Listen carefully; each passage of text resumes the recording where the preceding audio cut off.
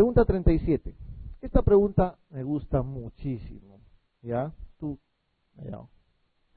Doctor, ¿cuál es el mayor aporte de sangre arterial en el hígado?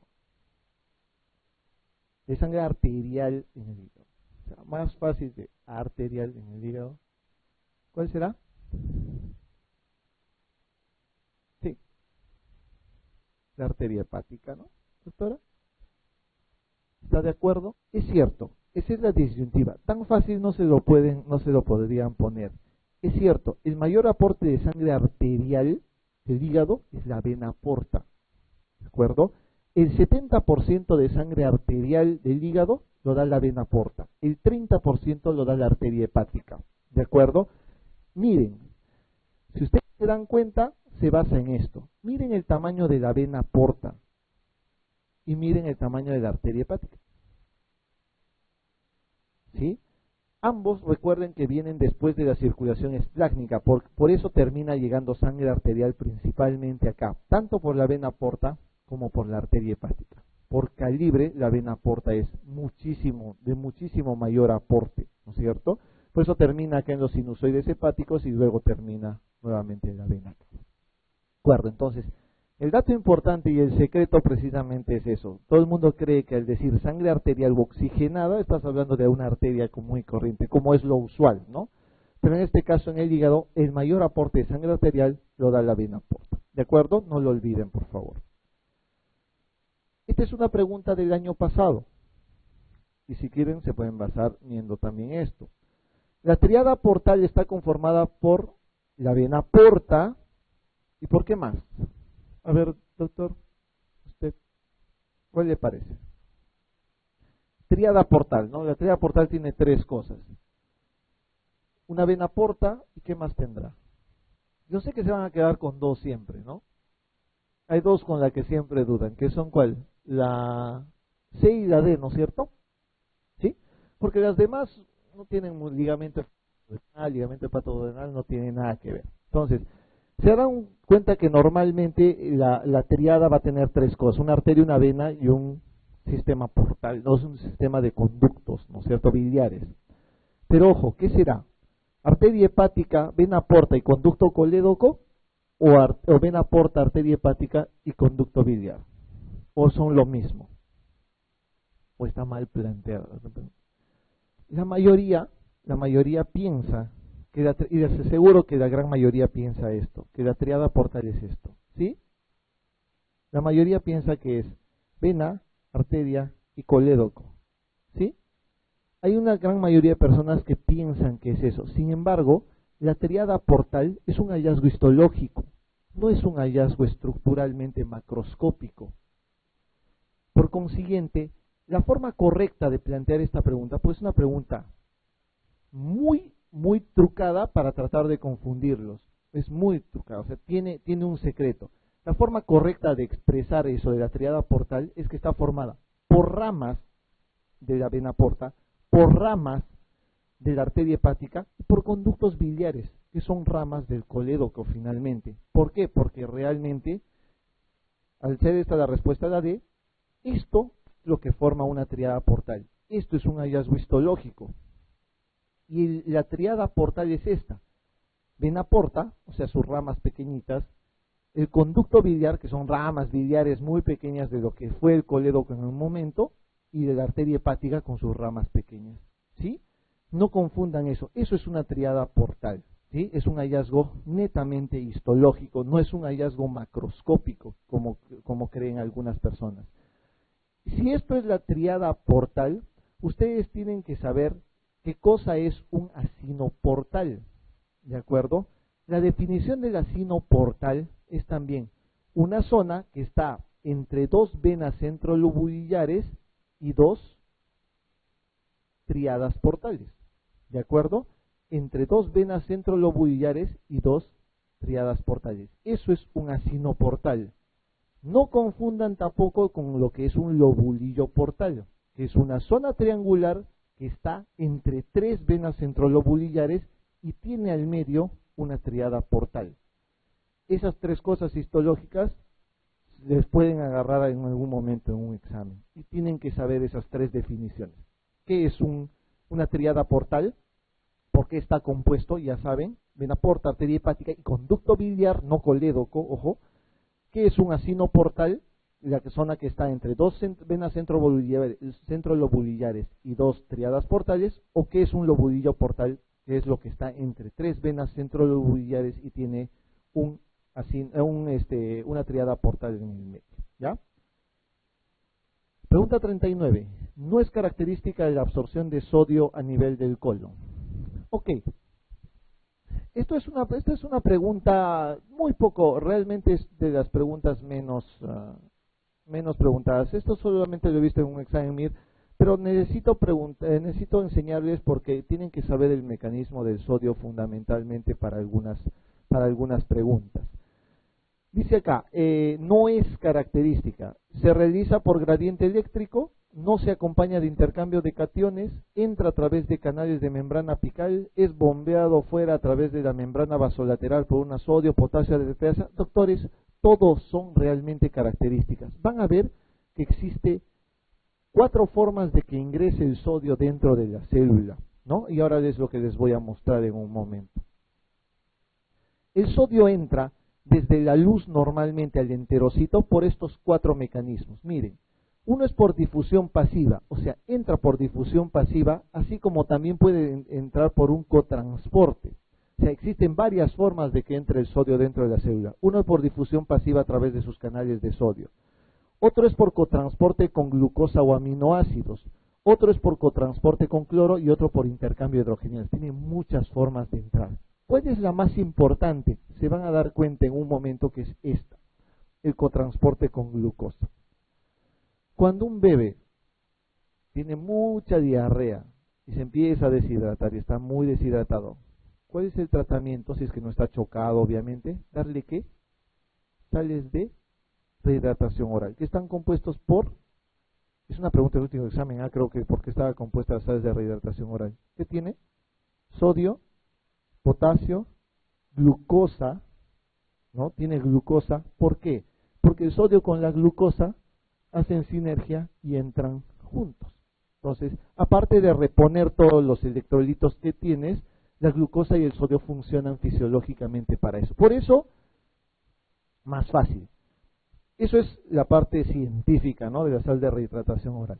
Hay lugares donde no saben que es una sal de rehidratación oral. Y hace muchos años el Ministerio de Salud decía que podías preparar sal de rehidratación casera. ¿Cómo? Azúcar y sal, ¿no? Agarras 1 litro de agua, le ponías 8 cucharadas de azúcar y 1 de sal. Sodio y glucosa, simplemente eso. Y eso es un mecanismo fisiológico, ciencia pura para un procedimiento tan sencillo como eso, ¿no? No olvidar entonces, ese contransporte de sodio con glucosa es el más importante y es el que van a ver ustedes posteriormente. Esa es la forma como entra el sodio en el enterocito. Pero ¿cómo sale el sodio del enterocito? Estos, bueno, ya saben, ¿no? Son los mecanismos por los cuales entra. Pero el sodio sale fuera de la célula solo por una forma, por la bomba de sodio-potasio. No hay otra forma por la cual pueda salir el sodio fuera de la célula. Entra de muchas maneras, pero sale solamente de una forma, por la bomba de sodio-potasio, o sea, solo por intercambio con el potasio. ¿Ya? Pregunta 40. Señal de cuál de estas sustancias no se elimina por la vía urinaria. Esta es otra pregunta sí complicada, no voy a mentirles al mencionarles eso, pero es una pregunta que sí es complicada. ¿Cuál de esas sustancias no se elimina por vía urinaria?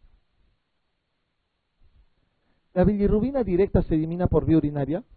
Cuando uno tiene ictericia por obstrucción de vías biliares, por cáncer, por coledocolitiasis, por lo que quiera, ¿qué elimina? ¿Bilirrubina conjugada o no conjugada? Conjugada. Por consiguiente, la bilirrubina directa es la que aparece en el análisis de orina, siempre. ¿La bilirrubina indirecta se puede eliminar por vía urinaria? De ninguna manera, porque no hay forma de que pueda eliminarse, salvo esta tingencia de los fotoisómeros de bilirrubina indirecta, que es solamente para jalar la duda en algún momento. Pero hay una cosa obviamente que no se elimina por vía urinaria, que es la bilirrubina indirecta. Lo que eliminas por vía urinaria es la bilirrubina directa. Eso es claro, no deben de dudar con eso, ¿ya? Obviamente el urobilinógeno, coproporfirina, eso es un regalo, porque urobilinógeno es de orina precisamente, ¿no? Y el copro, a pesar de ser de las deposiciones, también se elimina una parte normalmente por orina, ¿ya? Con esto voy a hablar un poquito del mecanismo de la bilirrubina. No voy a profundizar mucho porque lo vamos a ver en la parte de hígado posteriormente cuando hagamos patología. Pero tienen que entender ustedes que la bilirrubina, ¿de qué nace? Siempre nace de una rotura de un eritrocito, ¿no es cierto? El eritrocito que se destruye normalmente es el que va a tener dos componentes, el heme y la globina, ¿no es cierto? La globina, que es una proteína, y el hierro heme. Entonces, este hierro heme se va a convertir por la heme-oxigenasa en biliverdina, y la biliverdina, por acción de la biliverdina reductasa, en bilirrubina. Entonces, de la rotura normalmente de los enterocitos, podemos tener nosotros bilirrubina en sí.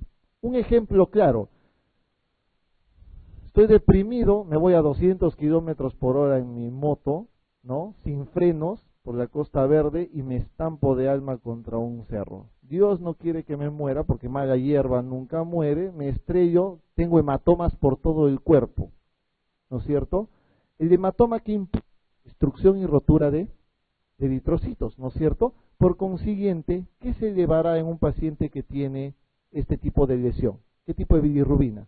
La bilirrubina indirecta, básicamente por este mecanismo. Se destruye el heme y empieza a producirse la cadena y se eleva la bilirrubina indirecta. Eso es, por ejemplo, uno de los casos. Otra cosa, por ejemplo, en enfermedades hematológicas, como cualquier tipo de hemólisis, estas esferocitosis y todas estas alteraciones, las talasemias, etcétera, destruyen los glóbulos rojos. ¿Qué se eleva? Bilirrubina indirecta, porque es una bilirrubina no conjugada, básicamente surgida del eritrocito destruido. ¿De acuerdo? ¿Qué va a pasar entonces con esta bilirrubina? Para que esa bilirrubina se convierta en bilirrubina conjugada, obviamente tiene que entrar, primero se une la albúmina, que es su principal transportador, ¿no es cierto? Entra dentro del hepatocito, y en el hepatocito, gracias a la acción de la UDP-glucuroniltransferasa, se convierte en una bilirrubina prácticamente conjugada. Esa es la enzima de la conjugación. Una vez que ya está conjugada acá, esta es excretada a los canalículos biliares para que esa sea parte de la bilis en sí. ¿De acuerdo? Entonces, antes de entrar al hepatocito, eso es una bilirrubina indirecta usualmente.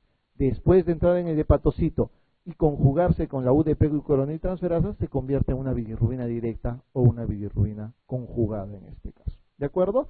Eso lo vamos a ver en patología cuando hagamos ictericia. No se preocupen, tenemos un montón de cosas para ver en ese caso.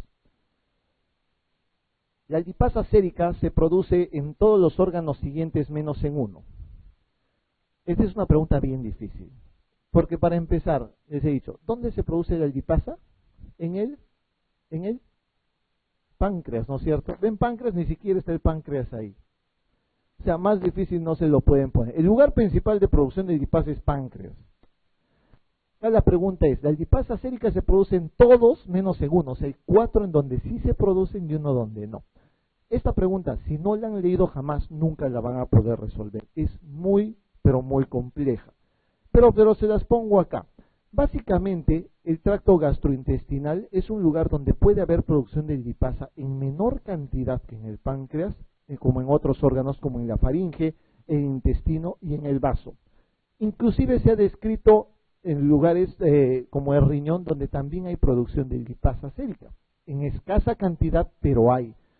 Obviamente las que no producen son las chicas, que no tienen por qué producir más lipasa que cualquier varón. Por consiguiente, el epitelio ovárico no tiene nada de producción de lipasa en este caso. ¿De acuerdo? Eso es importante para que lo recalquen. Es una pregunta muy difícil. Es una pregunta que es puntual de libros, porque lo normal es que sepan que la lipasa se produce en páncreas, pero sepan que hay otros órganos donde sí se produce lipasa, pero en mucha menor cantidad. Una de las siguientes afirmaciones es falsa. A ver, la mucosa esofágica está dispuesta en pliegues longitudinales, a ver si se acuerdan de las de las 6 de la tarde con 30 minutos, a ver algo. Es la unión gastroesofágica, es la unión gastroesofágica del epitelio, en la unión gastroesofágica el epitelio cambia bruscamente. La submucosa esofágica contiene vasos y nervios. La muscular esofágica es doble, longitudinal y circular. Creo que sí la saben, no sé, pero longitudinal y circular, eso era lo que habíamos visto primero. La serosa esofágica es una membrana rígida. ¿Cuál es? La falsa. La E, ¿no es cierto? ¿Por qué se había dicho que era la E? Exactamente, porque el esófago no tiene serosa. Simple y llanamente por eso. ¿Se dan cuenta que hay preguntas así? Hay otra pregunta más directa. El esófago carece de, y de serosa, adventicia, pues eso ya, muy fácil. ¿Ves? Todavía tiene algo de nivel. Pero acá obviamente la serosa esofágica es una membrana rígida. Miren, esta es la unión esófago-gástrica. Este es el esófago y este es la mucosa del estómago. Si ustedes se dan cuenta, el cambio es brusco, ¿no? Y está marcado por esta línea, conocida como línea Z. Ese es el nombre. La línea Z es la línea de unión entre el epitelio esofágico y el epitelio gástrico, ¿ya? ¿Qué función tiene el esfínter esofágico inferior acá? ¿Cuál es la función del esfínter esofágico inferior? Impedir el reflujo, ¿no? Impedir que el contenido gástrico no regrese básicamente al estómago. Miren, qué curioso, entonces. La función principal, entonces, del esfínter esofágico inferior es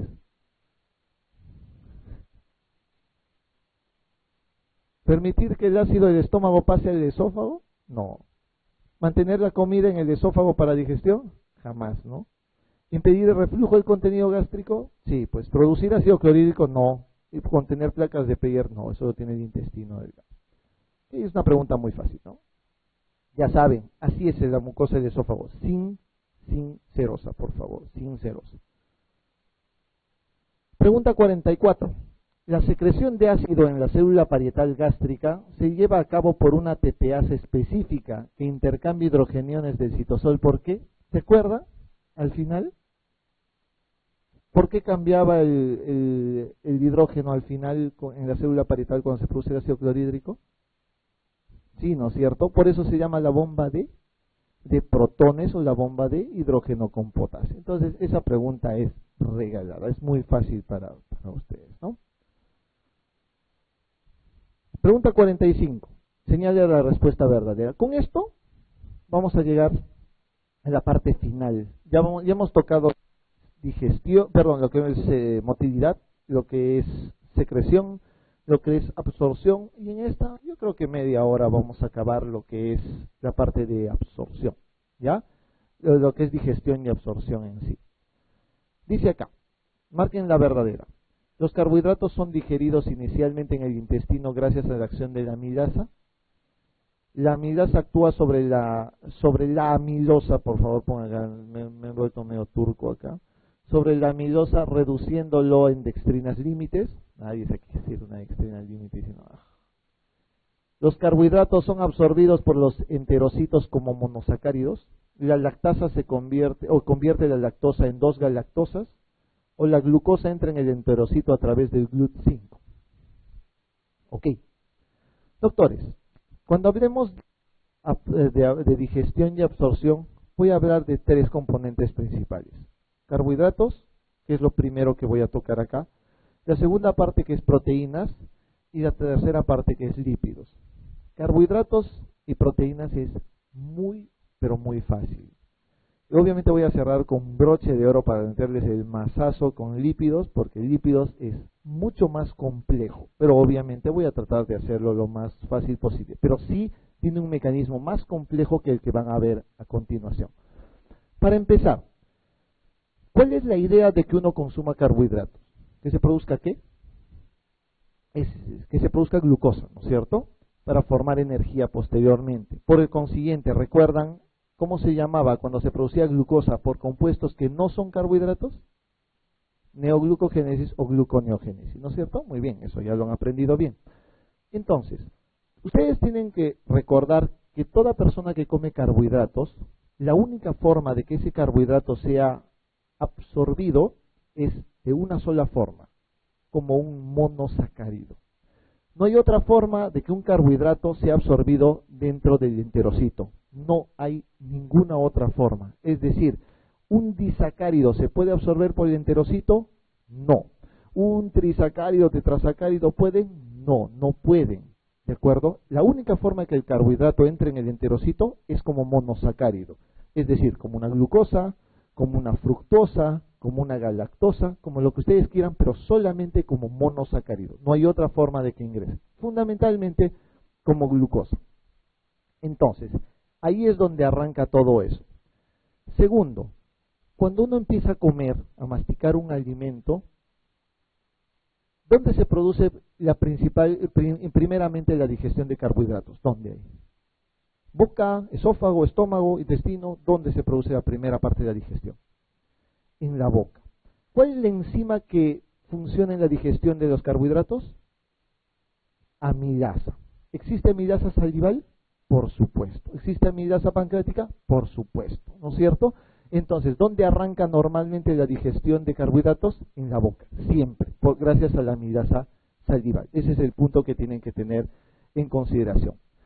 Acá van a ver todo un globo de cosas, porque esto es un resumen de todo el mecanismo. Así que voy a pasarles primero cómo es el mecanismo de absorción para luego responder esta pregunta. No hay problema que vean la respuesta. Acá la respuesta es la C, porque básicamente dice acá, los carbohidratos son absorbidos por los enterocitos como monosacáridos. ¿De acuerdo? Eso es una afirmación que ustedes no deben olvidar jamás. Ahora vamos a ver, pero en un momento lo demás. Doctores, los carbohidratos de la dieta, la mayoría son almidones, ¿de acuerdo? Por ejemplo, la papa, ¿no? Es el carbohidrato de mayor consumo normalmente nuestro. También está la sacarosa, tenemos la lactosa, que es otro carbohidrato, o tenemos la fibra dietaria normal, que es en menor cantidad, ¿de acuerdo? Todo eso que ustedes ven son carbohidratos, pero el más importante suelen ser los almidones, que llegan al 70%. Doctores, existen dos formas de almidones, y eso ténganlo bien en claro. Un almidón, un tipo de almidón, es el que ven arriba, lo que se llama amilosa, no amilasa, la amilasa es la enzima, esto se llama amilosa. Y esta de acá, que es ramificada, se llama amilopectina. ¿Ya? Son las dos formas de carbohidratos, ténganlo bien en claro porque es bien importante. Existen entonces dos formas de carbohidratos, amilosa y amilopectina. Pregunta, ¿así se puede absorber en el enterocito?